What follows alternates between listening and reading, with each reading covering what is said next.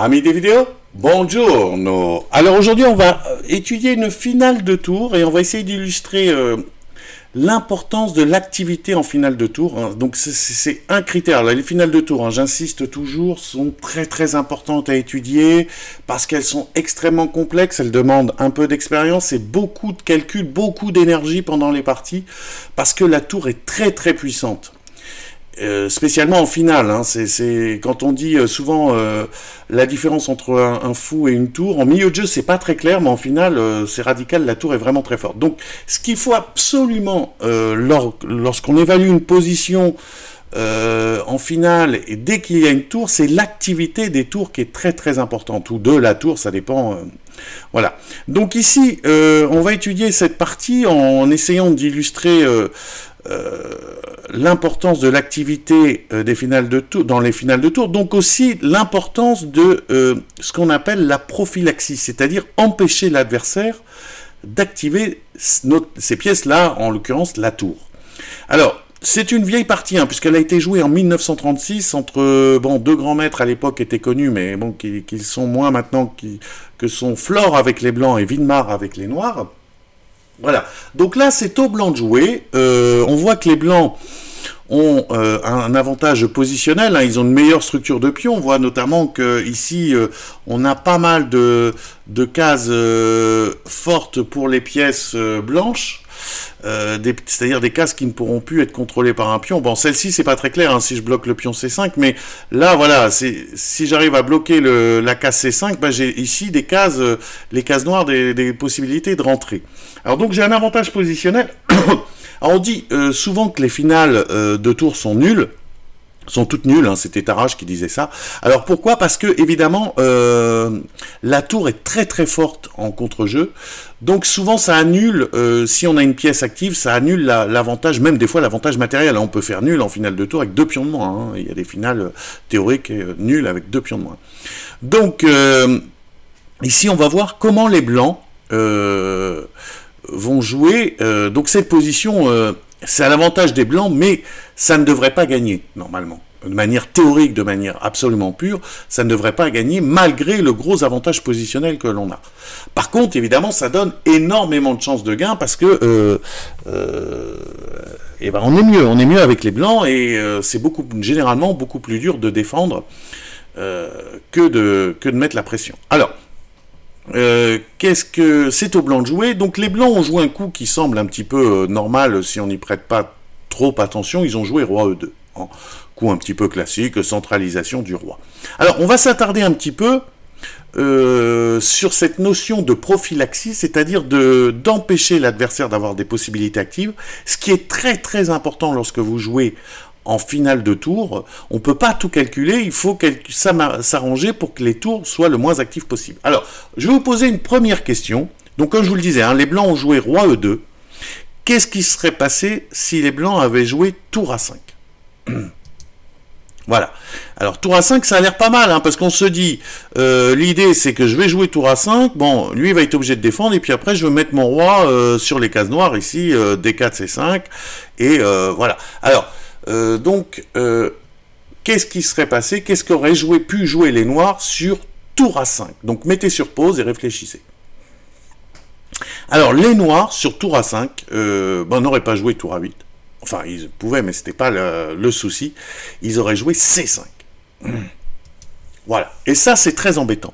Alors vous allez me dire, mais qu'est-ce qu'il fait? Il donne le pion. Oui, mais l'activité prime sur la quantité en finale de tour, et ils obtiennent, en contrepartie, ils obtiennent une tour derrière un pion passé, ce qui est très fort, donc ils obtiennent beaucoup de contre-jeux, tour prend A6 et C4, et vous voyez que bon, le roi va pouvoir le bloquer, mais je vais obtenir de l'activité, et ça, c'est le genre de choses qu'il faut éviter à tout prix. Il faut éviter, même si vous avez l'avantage matériel, ici, les noirs se sont activés. Et ça, c'est la première petite leçon. Éviter de l'activité, même au prix de pion. Alors, tour A5 n'était pas précis. Alors, donc, comme je vous le disais, il a joué roi E2. On a dit que s'il joue tour A5, on joue C5. Alors, autre petite question. Peut-être, non, je ne veux pas vous poser une question, je veux juste vous montrer une autre ressource. Alors, s'ils avaient joué B4, qui est un coup intéressant, B4, on verra, il le jouera plus tard. Mais B4... ici, l'idée c'est de renforcer le contrôle des cases faibles ici, hein, de s'assurer qu'il ne jouera jamais C5 dans de bonnes conditions, etc. Alors B4 c'est pas mal, mais pareil, les noirs peuvent obtenir un petit peu de jeu, par exemple je joue roi E7, roi E2, roi D6, là, et tour B8, voilà, et j'ai le temps de jouer tour B5. Et donc je m'active un petit peu, voilà.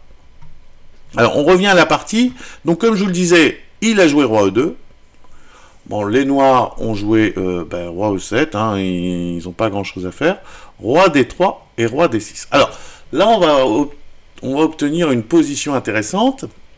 Alors c'est au blanc de jouer, je vais vous demander de mettre sur pause, mais je vous préviens, il y a un petit piège, enfin, dans le sens où c'est une position intéressante, toujours dans l'idée de la prophylaxie, c'est-à-dire d'essayer d'anticiper les ressources adverses. Alors, donc mettez sur pause, c'est au blanc de jouer. Alors, il ne fallait pas jouer roi D4 là. Qui est le coup naturel, hein, surtout on vient de jouer, vous voyez, roi E2, roi là, roi D3, roi D6, on a envie de jouer roi D4. Alors pourquoi? Pourquoi il ne faut pas jouer roi D4? Il a joué tour A5, lui. Roi D4. Alors pourquoi il ne faut pas jouer roi D4? Si vous n'avez pas trouvé, remettez sur pause. C'est au noir de jouer. Et bien tout simplement à cause de tour B8. Vous voyez, je menace de gagner une tour. Bon, vous allez me dire, c'est pas grave. Je menace tour B4. Hein. Vous allez me dire, c'est pas grave, je vais jouer tour A5, j'évite la menace et j'attaque le pion en même temps. Le problème, c'est que sur tour A5, j'ai C5. Et vous voyez, je m'active avec les noirs. C5 échec, évidemment, je ne peux pas prendre le pion C5 à cause de tour B4 échec et la tour serait perdue. Et puis après, bon, je vais défendre, bon, il va reculer, hein, je sais pas, admettons roi C3, et je vais défendre, vous voyez, j'ai obtenu de l'activité, je me suis activé. Ce qu'il faut absolument éviter. Donc, voilà, vous voyez, ça encore, hein, c'est typique, hein, pour ça que je vous dis en finale, gardez du temps, réfléchissez bien, il faut chercher, c'est très compliqué les finales. Quand je vois des joueurs qui jouent à toute vitesse des finales, ça me rend fou. Donc là, le coup des blancs, c'est pas roi D4 comme je vous disais à cause de tour B8, il joue d'abord tour A5. Bon, vous allez me dire, il peut jouer C5, mais par rapport à tout à l'heure, le C5 qu'on a vu, s'il jouait C5, bon, il va s'activer un petit peu, mais je prends, bon, déjà sur échec, et puis après, vous voyez que le pion ici passé est moins important. Hein. Après, je peux jouer, par exemple, bon, vous voyez, il est bloqué le pion, donc s'il joue C4, par exemple, si je jouais C4, bon, là, je pourrais peut-être jouer B4, tout simplement. Hein, bon, évidemment, je ne vais pas lui ouvrir le... Donc là, il y a moins de contre-jeu. Hein, et s'il fait rien, par exemple, je sais pas, tour C7, peut-être je peux jouer E4 pour lui, vous voyez, lui fixer, l'obliger à fixer un petit peu les pions ici. Par exemple, D4, et puis je joue roi D3, ou roi C4, je sais pas, enfin bon, je joue un coup, et puis j'ai fixé un petit peu, et voilà, je vais essayer d'obtenir un petit peu de jeu, peut-être tour B6, ou A4, A5, voilà, je sais pas, mais je vais obtenir du jeu, hein. Donc, il peut jouer C5, bien sûr, mais effectivement, c'est dans de moins bonnes conditions. Donc, il a joué tour A8. Donc, on revient un petit peu, hein, parce que peut-être à force on se perd. On était comme ça, donc avantage blanc. Roi E2, roi là, roi D3, roi D6, surtout pas roi D4 à cause de tour B8, qui donnerait de l'activité. Donc, tour A5, bien joué, attaque le pion A6. Bon, je vous ai dit en 4C5, il obtient moins de contre-jeu, donc il joue tour A8. Et maintenant, roi D4. Vous voyez, c'est une petite subtilité. Hein. Maintenant, vous voyez, évidemment, C5, ce serait idiot. Hein. Il y a tour prend C5 et tour prend D5. Hein. Donc, vous voyez, c'est très, très important, ces petits coups. Voilà. Alors, là, les blancs, comment peuvent-ils progresser, pardon, il faut sûrement qu'il joue E4. Hein. Donc ça, c'est une des idées. E4 pour gagner, vous voyez, pour ouvrir un peu, pour tenter, bon, on attaque le pion D5. On va ouvrir cette rangée pour la tour. et obtenir des cases aussi. Souvent quand je veux attaquer, et ça c'est pas facile, il faut échanger des pions pour pouvoir pénétrer. On va le voir un petit peu comment la partie va se dérouler. Donc l'échange de pions est important. Donc là je vais échanger ce pion, je vais forcer l'échange du pion et pouvoir comme ça après avoir des nouvelles lignes pour attaquer. Alors, donc les noirs, c'est pour vous, je vous dis tout ça parce que les noirs ont joué F5, hein, pour essayer un petit peu de obtenir, retarder E4 et peut-être obtenir aussi des lignes pour eux. Alors, B4, donc ça c'est un coup qui permet aux blancs d'améliorer leur contrôle des cases faibles.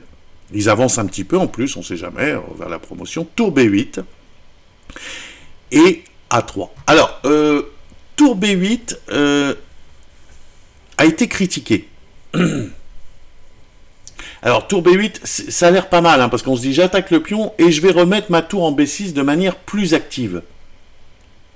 Ce qui est pas mal, mais on va s'apercevoir que la tour en B6, en fait, n'est pas plus active parce que elle est loin des colonnes ouvertes, en défendant, si elle vient ici, elle est loin des colonnes ouvertes, alors qu'en A8, elle est quand même proche. Elle peut revenir à tout moment vers le centre, que là, vous voyez, elle est un peu bloquée entre deux pions. Donc, c'était qu'illusoire, c'est sur une colonne semi-ouverte, mais elle est loin de... Donc, ici, les noirs avaient une autre idée pour activer leur tour. Donc, plutôt que de jouer tour B8, en fait, on va voir, ils vont revenir en A8. Là, ils avaient une manière pour essayer d'améliorer la position de leur tour. Alors, essayez de trouver. Donc là, c'est au noir de jouer. Mettez sur pause. Alors, comment les noirs pouvaient améliorer leur position de leur tour? Eh bien, c'était tout simplement en jouant roi C7. Vous allez dire, mais quel rapport? Eh bien, parce que le roi va venir en B6. Et comme cela, j'enlève la charge défensive de la tour A8. Hein. Une tour est très très mauvaise en défense. Donc là, les noirs, ils auraient dû jouer roi C7 avec l'idée de venir en B6. Et donc de remplacer, vous voyez, et puis après la tour est libérée et elle pourra jouer ailleurs. Ce qui est très, je redonne de la mobilité à ma tour. Bon, évidemment, les blancs en auraient très certainement profité pour essayer de rentrer. Roi C5. Là, je joue roi B7 quand même. Donc, vous voyez, le roi vient défendre. Hein, il faut mieux défendre avec un roi qu'avec une tour. Une tour, c'est une très mauvaise pièce de défense. Et voilà. Alors, ils ont analysé un petit peu. Hein, ils ont dit, par exemple, les blancs jouent roi D6. Tour E8, j'en profite, je cherche du contre-jeu, tout de suite, là, les noirs cherchent du contre-jeu, tour A3, et là, un coup intéressant, alors, c'est peut-être pas le meilleur, il y a peut-être une idée plus complexe, hein, mais je vais pas rentrer en grande analyse, parce que les finales de tour, on peut analyser ça pendant des jours, c'est extrêmement compliqué. Là, les grands maîtres ont proposé un coup très intéressant qui est D4. Vous voyez, toujours avec cette recherche de contre-jeu. Hein. Je joue D4 avec l'idée de faire jouer évidemment la tour sur la colonne ouverte, sur la 7e, la seconde, hein, là, mais vous voyez. Donc voilà, la position optimale d'une tour. Hein. Quand vous jouez contre une tour, il faut absolument essayer d'éviter qu'elle s'active comme ça sur les colonnes ouvertes. Et donc là, D4 serait donné du contre-jeu au noir et compliquer excessivement la tâche offensive des blancs. Hein. Vous voyez que là, ben, je sais pas, par exemple, tour C3, tour prend G2, tour prend C6, tour prend H2. Voilà, c'est extrêmement complexe. Hein. Bon, je crois que, voilà, A5, par exemple, A4, A5, G5. Bon, moi, je veux obtenir un petit peu, vous voyez, du contre-jeu ici avec les noirs. Bon, je crois que les analyses montrent quand même que les blancs gardent l'avantage. Mais vous voyez que, bon, c'est beaucoup plus compliqué, on peut se tromper. Et voilà. Alors, donc ici, hein, pour vous montrer un petit coup, ici, une petite idée très importante aussi pour retrouver du contre-jeu, c'est d'enlever, vous voyez, là c'était ça l'idée, la tour est à une action défensive, remplacer le roi à la défense du pion A6 et activer comme ça la tour au centre. Alors, les noirs ne l'ont pas fait, comme je vous le disais, ils ont joué tour B8, attaque le pion B4, très certainement avec l'idée d'aller en B6, mais après ils se sont ravisés parce qu'ils se sont aperçus que, bon, ils sont venus en A8, que la tour en B6, en fait, n'était pas mieux placée. On va voir pourquoi. Alors, donc là, c'est au blanc de jouer. Alors, vous pouvez mettre sur pause pour essayer de voir comment vous pouvez progresser. Hein. Donc, c'est au blanc de jouer, mettez sur pause. Alors, je vous en ai déjà parlé tout à l'heure. Hein. Donc, pour progresser, il faut que je joue E4, que je joue des lignes. Hein. On va voir pourquoi. Notamment parce qu'il faut que j'arrive à jouer sur les deux ailes. Hein, ça, c'est un classique aussi en finale, hein, et puis aux échecs, de manière générale, il faut essayer de jouer sur tout l'échiquier. Donc là, mon problème, c'est que je suis bien à l'aile dame, mais à l'aile roi, j'ai des cases de pénétration, et j'ai besoin d'ouvrir un peu les lignes pour pouvoir, notamment, imaginons, mon rêve, ça serait que mon roi, comme on va le voir, arrive ici, hein, le roi blanc. Hein. Alors, donc je joue E4, j'ouvre des lignes, paf, paf, paf, et roi prend E4. Alors là, les noirs ont attendu. Hein, ils ont joué tour A7. Alors, qu'aurait-il pu jouer pour essayer, toujours, hein, essayer de trouver le maximum de contre-jeu. Hein, donc c'est au noir de jouer. Mettez sur pause. Alors, les noirs auraient dû... Alors, je vous repose, hein, c'est un peu la même question que tout à l'heure, en fait. Auraient dû jouer, comme je vous le disais tout à l'heure, ça c'est juste pour voir si vous aviez un petit peu suivi, ils auraient dû reculer leur roi et essayer de le mettre en B6 ou en B7, hein, enfin là en B6 très certainement. Donc transférer leur roi à la défense du pion A6 et comme ça permettre à la tour d'essayer de trouver du contre-jeu comme ça sur les colonnes ouvertes. Hein, je vous montre, ils auraient dû jouer roi C7. Bon, et là en cas de... si roi F4, alors si roi F4, et ben la tour, j'aurais eu tour F8. Hein, avec une idée tout de suite de contre-jeu. Si par exemple roi G5, et ben j'ai tour prend tour F2. Et j'ai beaucoup de contre-jeu. Le pion va tomber sur échec, en plus il y a l'autre qui traîne, donc vous voyez, là il y a beaucoup de contre-jeux. Donc c'est pour ça que là, il faut que les blancs ne peuvent pas rentrer tout de suite, il faut qu'ils enlèvent un petit peu avancer les pions pour éviter que les noirs puissent, avant de pénétrer sur... Alors jouer par exemple H4, enlever les pions de la seconde, les avancer, hein, et comme souvent, hein, je vais gagner ici à l'aile roi. Hein, alors, roi B6 et G4. Hein, avec des idées de pénétrer, d'obtenir ici, d'attaquer le pion H7 par exemple, parce que le roi, lui, il est loin. Donc je vais réussir à, par exemple, je sais pas, il joue tour F8, là je joue H5, et je suis quand même mieux. Hein, j'ai un avantage, voilà, pour les blancs. Bon, c'est pas encore, hein, ça demande encore extrêmement de travail, hein, c'est encore très difficile, mais disons que voilà, je suis mieux. Alors, les noirs ont raté cette possibilité, encore une fois, hein, donc je vous remonte, donc c'est de jouer ici roi C7 pour laisser la tour trouver du contre-jeu. Alors eux, ils ont attendu, ils ont joué tour A7. Alors que joueriez-vous avec les blancs? Là, on peut jouer roi F4. Avec l'idée de jouer roi G5.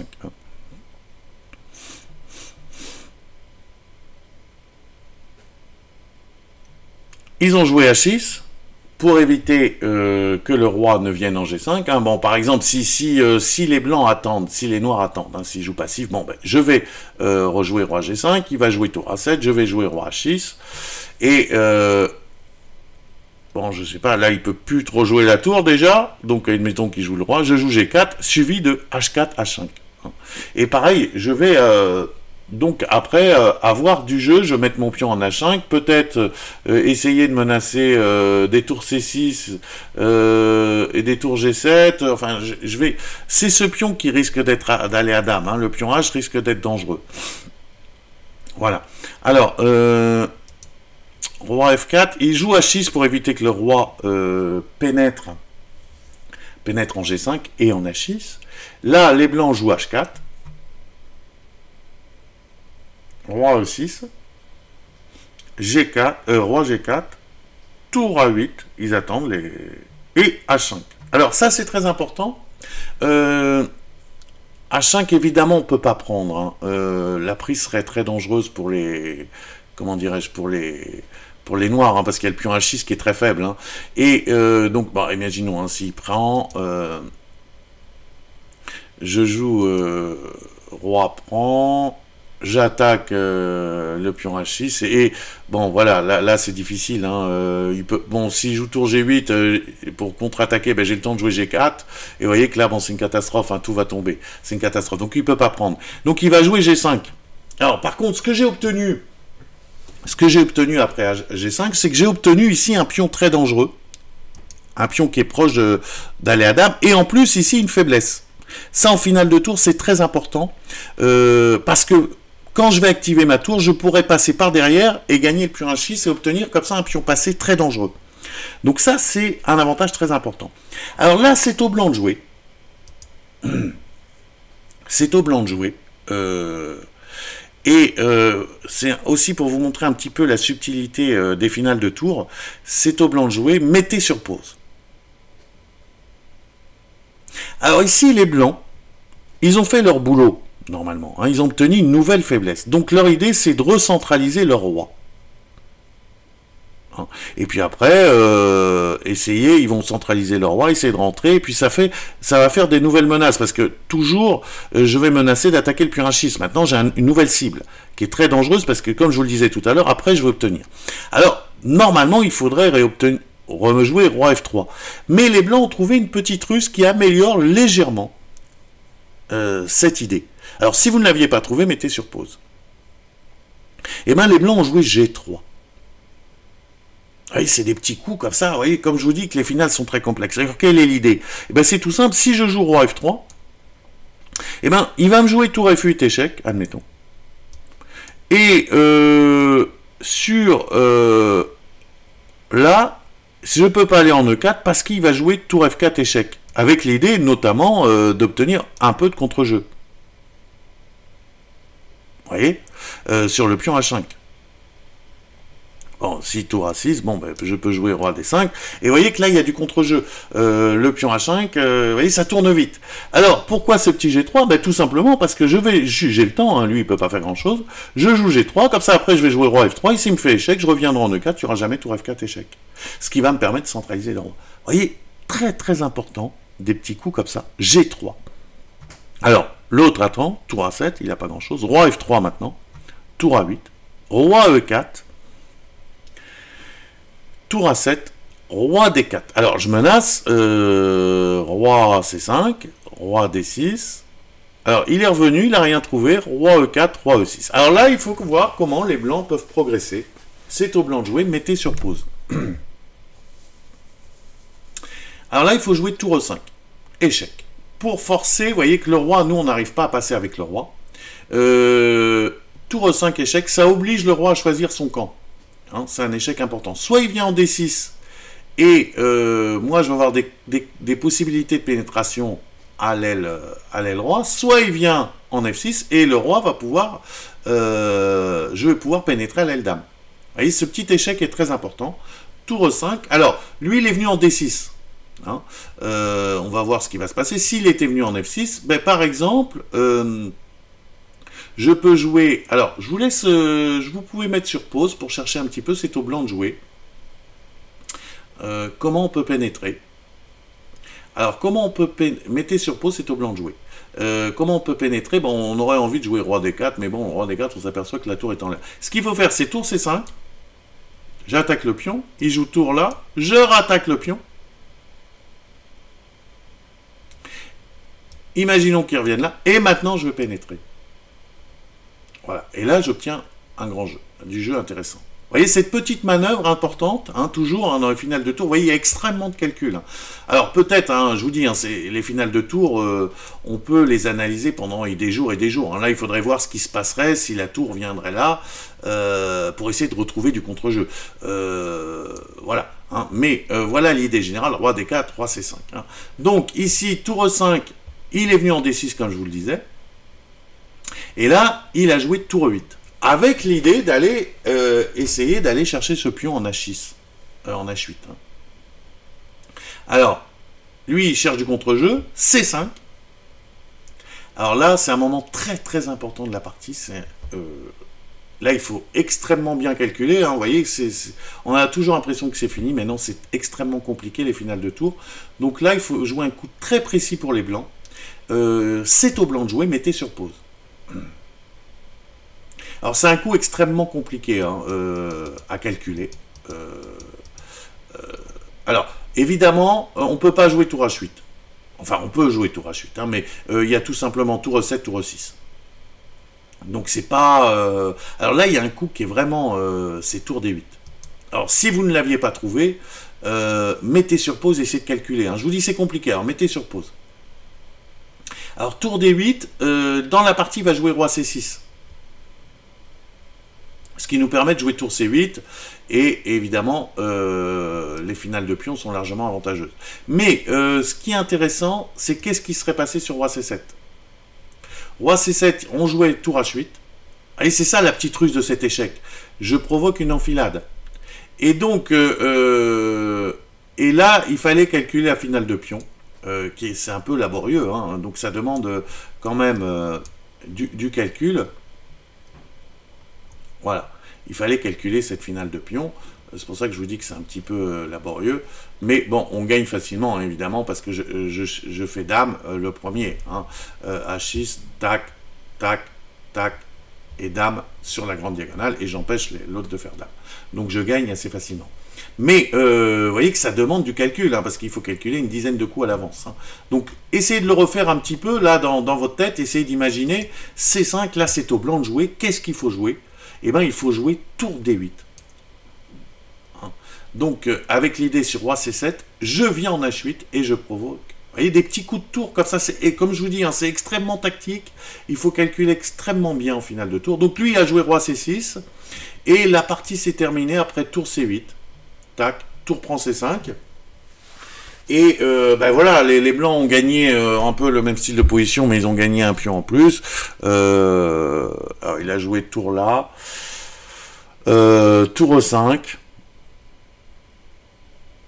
roi C6, tour E6, roi B5, et le roi rentre. Hein. Ben voilà, je vais gagner le... Voilà, bon, vous voyez que là c'est un peu une catastrophe. Hein. Là, il n'y a plus trop de... Il a joué tour F7, et sur tour F6, les blancs ont abandonné. Donc ça vous montre hein, toute la complexité des finales de tour. J'espère que ça peut au moins... et il faut les étudier parce que les thèmes sont assez récurrents. On voit souvent le même type de manœuvre. Donc un très très important dans l'évaluation des finales de tour. Et dès qu'il y a une tour dans une finale, c'est l'activité de la tour qui prime. C'est très très important, même au-delà du matériel. Voilà. À bientôt dans une prochaine vidéo.